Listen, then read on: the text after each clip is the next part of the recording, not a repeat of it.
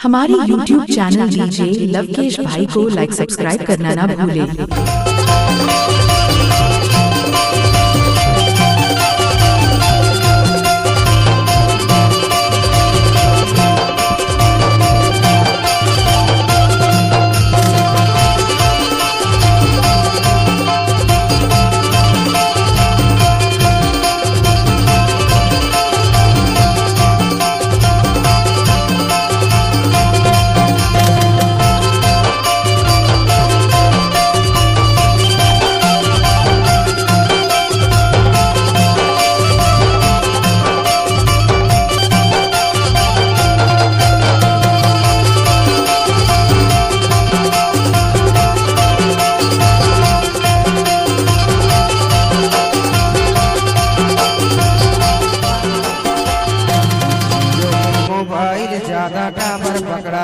YouTube channel DJ Lavkesh भाई को subscribe जरूर करें। टूरी फटहा जी इस महीना थे अब काका थे अरे इसी टगरामा संगी मैसेज करते अरे इसी टगरामा संगी मैसेज करते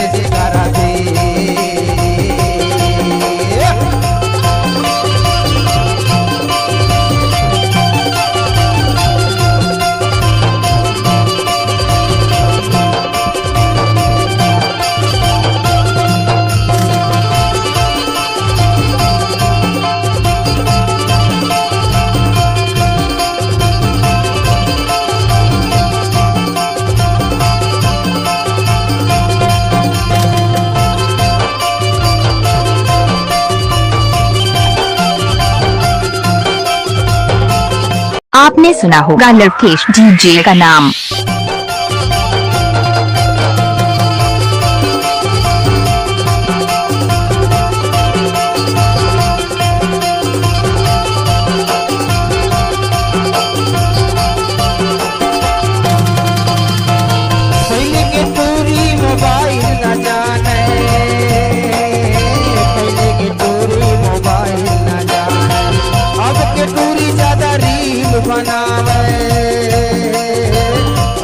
दूरी ज्यादा रील बनावे